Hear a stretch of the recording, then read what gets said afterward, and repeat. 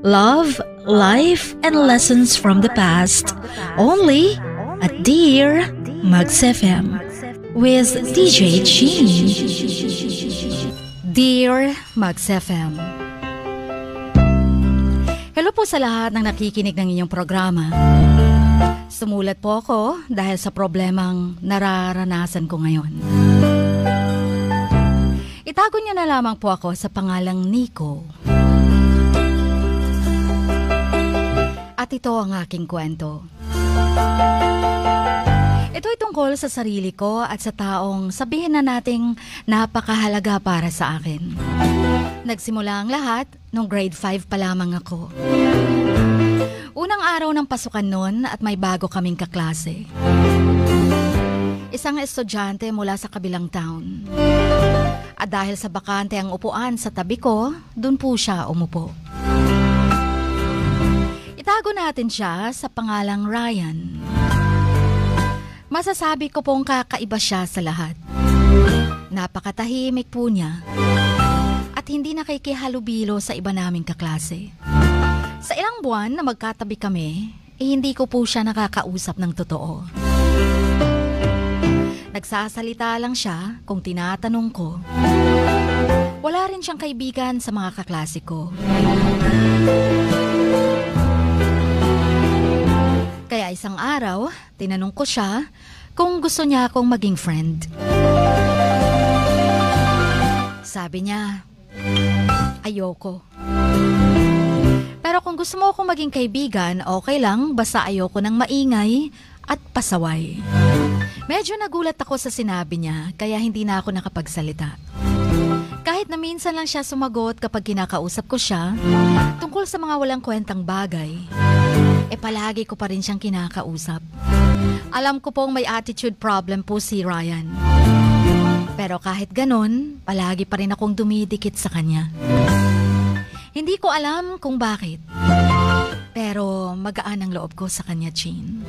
Masiyahin po akong tao, palabiro at malambing.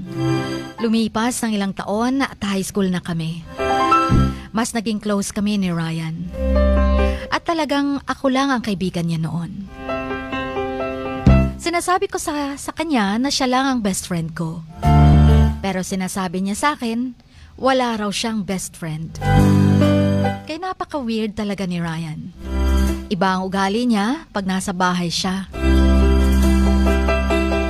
Nakita ko mabait siya, masiyahin, at palakwento siya sa mga kapatid at parents niya.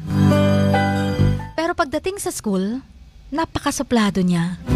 Sarcastic, mahirap kausapin. Tuwing Pasko at birthday niya, binibigyan ko siya ng gift. Pero kung ako yung may birthday, puro daga, palaka at ipis ang ibinibigay niya sa akin. Pero kahit ganun siya, napakatalino niya. Rank 2 siya sa aming klase. Actually, first talaga siya sa academics. Pero palagi siyang 0 sa extra co-curricular activities. Second year high school ako noon at birthday ko. May box na binigay sa akin si Ryan. Alam ko nagtitrip na naman siya dahil sanay na ako. Kaya hindi ko na binuksan at itinapon ko sa sahig. Baka kasi ahas ang laman. Pero nagulat ako nang may narinig ko akong nabasag na bagay sa loob ng box. Hindi ko alam kung anong gagawin ko nun. Alam kong may halaga ang bagay na yon. Pero kahit ganon, wala man lang ekspresyon ng mukha niya. Hindi naman siya nagalit sa akin dahil doon. Tuwing umaga ay sinusundo niya ako sa bahay papuntang school. Hinahatid naman tuwing hapon. Sa kanya rin ako palaging kumukopya ng mga assignments at sa exams. Pati sa mga projects, sa kanya rin ako umaasa. Kaya naman naging dependent na ako kay Ryan. It was October 16, third year kami noon, at kakatapos lang ng klase nang biglang may sumugod sa akin at susuntukin na sana ako. 2 students from other sections. Pinagbintangan nila ako na ako raw ang nagsumbong sa kanila sa mga madre na nagnakaw ng maprutas sa likod ng convent. Pero bago pa sila makasuntok sa akin, inunahan na sila ni Ryan at hinampas niya ito ng isang part ng armchair na sira na at nasugatan ng estudyante na sumuntok sa akin. Buti na lang at di siya napuruhan. At konti lang ang sugat na nakuha niya mula kay Ryan. Dahil sa insidenteng yun, pinatawag kami ng principal. Suspended kami pareho. At mas malala pa ay na-disqualified siya sa honor students list. Kahit hindi niya pinahalata na nalungkot siya sa masamang balita, alam kong nalungkot siya. Naalala ko kasi na gusto niyang mag-top sa finals. Kasi pag nag-top siya, bibilhan siya ng papa niya ng cellphone daw. Dahil sa akin, di na niya makukuha ang gusto niya. Na-guilty talaga ako. At kahit ilang araw kong nakiusap sa mga madre, hindi talaga sila pumayag na tanggalin ang disqualification niya. Sinasabi niya na okay lang daw yun at hindi importante sa kanyang ranking. Nung una, akala ko simpleng pagmamahal lang sa kaibigan ang nararamdaman ko para kay Ryan. Pareho kaming lalaki.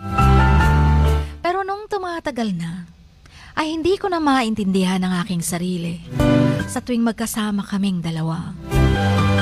Ewan ko ba, para akong addict na parang nawawala sa aking sarili. At isa-isang lumabas sa mga signs na hindi normal ang aking feelings para kay Ryan. Una ko itong nahalata nung nasa classroom kami. Nagulat ako dahil biglang nagsigawan ng mga kaklase ko.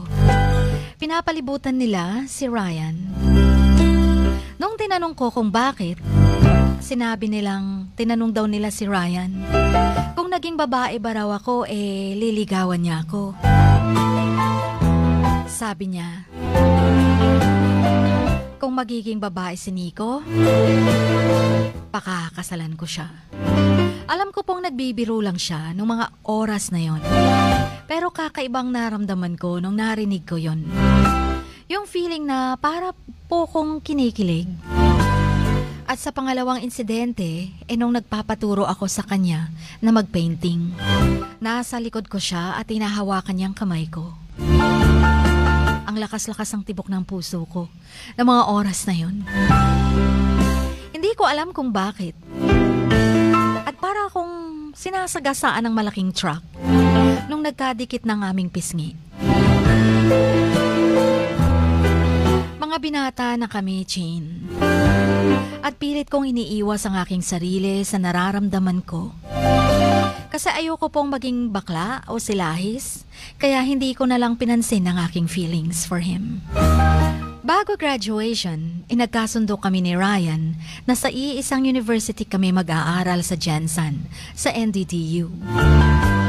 Plano niyang kumuha ng engineering at ako naman, dahil gusto kong makasama siya, kukuha na rin ako ng engineering. Sabi ko. May bahay kami sa Jensen kaya dun kaming dalawa titira. Hanggang sa nagtapos kami ng high school. Siya ang aming naging salutatorian. Naghahanda na kami noon para sa college. At talagang excited akong makasama si Ryan sa iisang bahay. Nung araw na magte-take na kami ng entrance exam, isinundo ko siya sa bahay nila. Pero parang gumuho ang mundo ko nang sinabi niya sa Marbel na lang daw siya mag-aaral at nakapag-enroll na daw siya. Hindi ko na hiningi ang kanyang paliwanag. Umuwi ako na sobrang sama ng loob ko. At talagang masakit ang naging desisyon ni Ryan. Galit na galit ako sa kanya nun. Hindi ko talaga siya maintindihan. Wala na akong magagawa kung yun ang gusto niya. Kaya sa Marbel na lang din ako mag-aaral. Wala akong pakialam kung sa ibang bansa siya mag-aaral o sa North Pole pa o kahit sa ibang planeta pa. Susundan at susundan ko pa rin siya. After all, Ryan and I are best friends. We will always be together. Always, always, and always. But how long is always going to be? Am I going to chase after him forever? Is that what friendship is? Nakakalungkot mang isipin, pero kailangan ko na ring matutong mabuhay nang wala siya. Palagi akong umaasa sa kanya at baka mapapasama lang siya pag sumama pa ako sa kanya. Nag-aalala din ako kung ano ang mangyayari sa akin pag wala na si Ryan. Pero kailangan ko na ring matutong mag-isa. Nag-decide akong mag-enroll na lang sa isang university sa Jansan. At unti-unti akong nag-move on at sa tagal na panahon ay nasanay na rin akong wala siya. After almost 2 years, naging normal na ang lahat. At medyo hindi ko na rin siya naiisip. Paminsan-minsan, oo. Dahil hindi ko na rin siya nakita mula nung mag-college na kami. One day, regional convention namin noon. At ang host ay Notre Dame of Marble University, kung saan siya nag-aaral. Papunta ako ng SAC na magkasalubong kami sa daan. Halos tumigil ang mundo nang makita ko siya. At halos ilang minutes rin kaming nagtitigang dalawa. Nung na-realize ko yun, tumalikod ako. At iiwasan ko na sana siya pero tinawag niya ako at tinanong na, "Galit ka pa rin ba?" "Sorry." Ngumiti na lang ako para ipahiwatig na hindi na ako galit sa kanya. Hindi ko rin naman alam ang sasabihin ko. At simula nung araw na yun, nanumbalik ang aming friendship ni Ryan. Masaya na rin ako kasi na-realize kong ang love na nararamdaman ko para sa kanya ay pangkaibigan lang pala talaga. Pero isang umaga, nagkamali ako. Nagising na lang ako na nakayakap sa akin si Ryan. Magkatabi kaming natutulog noon at biglang bumalik ang nakakatakot kong feelings para sa kanya. Kaya ngayon sigurado na ako, mahal na mahal ko talaga siya. Kahit anong pigil ang gawin ko, talagang hindi ko mapipigilan ang nararamdaman ko. Kaya sa mga oras ding yun, naisipan kong ipagtapat ko na lang talaga sa kanya ang totoo. Hindi ko na kaya. Kaya sinabi ko sa kanya na, "Ryan, alam mo naman, di ba? Siguro nararamdaman mo rin na ang feelings ko sa'yo. I love you. Alam kong hindi ito tama, pero ito ang nararamdaman ko. At kahit anong gawin ko, hindi talaga mawala-wala ang feelings na to." Nagulat siya sa sinabi ko. Sinabi ni Ryan na baka nalilito lang daw talaga ako sa aking mga nararamdaman. Baka namimiss ko lang or namimiss lang ko lang daw siya. Kaya ako nasabi na mahal ko siya. Ang masaklap pa, may girlfriend na raw siya. Matagal na. Nagulat na lang ako. Ang girlfriend niya ay pinsan ko pa talaga. Mahal na mahal niya raw yun. Ngayon ko lang nalaman. Aaminin ko, ilang balde din ang niluha ko. Pero pagkatapos ng iyak na yon, hindi na ulit ako nagpakita kay Ryan. Pinilit namin kinalimutan ang mga pangyayari. At kahit ilang years nang nakalipas simula ng confession ko sa kanya, ay hindi pa rin nagbabago ang pagmamahal ko sa kanya. Kahit hindi na kami nagkikita. February 16, birthday ko. 9 p.m, pumunta siya sa bahay sa Jansan. Nagulat ako nang makita ko siya at nag-usap kami. Sinabi ko sa kanya na mahal ko pa rin siya at nahihirapan na ako dahil sa feelings ko para sa kanya. Sinabi niya na, "Hindi lang ikaw ang nahihirapan. Nahihirapan na rin ako. High school pa lang tayo, minahal na rin kita. Kaya nga kahit mahirap sa akin na mapalayo sa'yo, ay talagang pinilit kong iwasan ng love ko para sa'yo.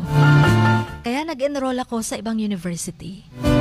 Kahit na gustong gusto ko nang sabihin na mahal din kita, pinigilan ko pa rin. Dahil alam kong hindi ito tama. Alam mo na, ayokong maging bading kaya natatakot ako. Kaya habang pwede pang iwasan, iniwasan ko na. Kaya lang, parang hindi talaga mawala ang, alam mo na, That's why I'm here. I'm ready. Gusto ko nang lumabas sa tinatago kong nararamdaman. Gusto ko nang aminin ang true identity ko. Hindi pa naman huli ang lahat. We can still have each other. Nagulat ako, Chin. Mas mahaba pa pala ang confession niya kesa sa akin. Tapos binigyan niya ako ng white rose na medyo lantahan na rin. Kasi pinasok niya sa bag niya. Nahihiya raw kasi siyang bitbitin ito sa maraming tao. Nung araw na yon ay naging kami na ni Ryan. Ang saya-saya po naming dalawa.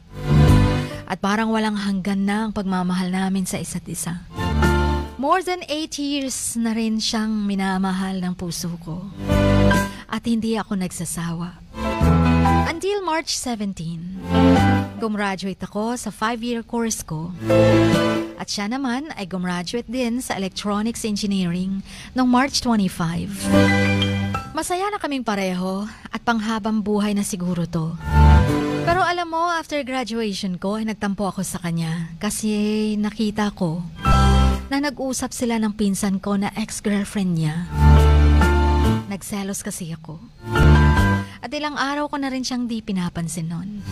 Nung naisip ko na makipagbati na sa kanya, pinuntahan ko siya sa bahay nila. Pagdating ko doon, walang tao. Pero nakita ko ang ate niya sa kabilang bahay, sa bahay mismo ng pinsan ko. Pupunta ron ako at nangusisa. Nakita ko nandun silang lahat. At nakita kami. Pero nung nakita niya ako, ang lungkot-lungkot niya at malalim ang tingin niya sa akin. Para bang may something nung tinanong ko ang tiyahin niya, ay talagang gumuho ang aking mundo, Chin. Sinabi ni tita na buntis ang aking pinsan. 2 buwan. Si Ryan ang ama. Kaya naroon ang buong pamilya niya. Para akong binuhusan ng mainit na tubig. Parang gusto kong maglaho sa kinatatayuan ko. Gusto kong umiyak at sumigaw pero pinigilan ko ang aking sarili. Umuwi akong umiiyak, luhaan. Nagkulong sa bahay. Napakasakit talaga para sa akin ang mga nangyari. Hindi ko rin alam kung anong gagawin ko ngayon. Hindi pa rin kami nag-uusap ni Ryan. At sa tingin ko hindi na kami mag-uusap pa. Hindi ko siya kayang harapin, Chin, sakali mang magkikita kami. Ikakasal na po sila. At hindi po ko kayang tanggapin na mawawala na siya ng tuluyan sa akin. Ang sakit-sakit talaga. Pilit kong nililibang ang aking sarili pero wala rin itong naitulong. Wala akong makausap tungkol sa problema ko kasi itinatago ko rin ang totoo kong pagkatao sa lahat. Aalis ako by December. Pupunta ako ng Iloilo para mag-review para sa board exams. At natatakot ako dahil baka mag-emotional breakdown ako doon. Hindi lang ako makakapag-concentrate sa review. Paano ko ba kakayanin? Sa loob ng mahigit na 8 years na minahal ko siya. Paano ko kakalimutan ang isang katulad niya? Paano ko ipagsisigawan sa buong mundo na akin siya? Ako ang naunang nagmahal sa kanya, pero ikakasal na siya. May magagawa pa ba ako? Sana po'y maibsan ang aking problema sa pamamagitan ng pakikinig niyo sa aking kwento. Maraming salamat at sorry dahil mahaba ang sulat ko. I really need some urgent advice po. Kaya sana'y mabasa niyo agad. Hanggang dito na lamang ang inyong kamaks na nagmamahal. Always, Nico.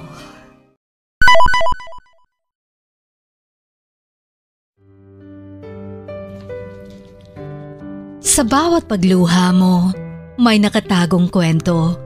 Sa bawat ngiti mo, may gustong sabihin ang puso mo. At sa likod ng iyong halakak at maging sa pagkabiko mo, may mensaheng nakabalot sa iyong pagkatao. At ang tanging nais mo lamang ay mapakinggan ang mga ito ng buong mundo. Dear Max FM with DJ Chini. Life has got all those twists and turns. Stand up for what you believe in. What lies behind you and what lies in front of you pales in comparison to what lies inside of you. Dear Max FM with DJ Chini. Sabi nga nila, ang pagsusulat kapag masyado mong diniinan hanggang sa susunod na pahina ay nagmamarka. Katulad ng pagmamahal, kapag masyado mong ibinigay ang lahat, yung sakit na gawa ng nakaraan, dala pa rin hanggang kasalukuyan. Dear Max FM, you own your story and you are the author of your own book of life. Don't let others write your script, but let others hear your story and make them inspired. Kaya sumulat na, maging bahagi ng aming programa, Dear Max FM with DJ Chini, tuwing Lunes hanggang Biyernes, 1:00 hanggang 3:00 ng hapon sa Max News FM, Sock Sargent. Love, life, and lessons from the past, only at Dear Max FM with DJ Chini.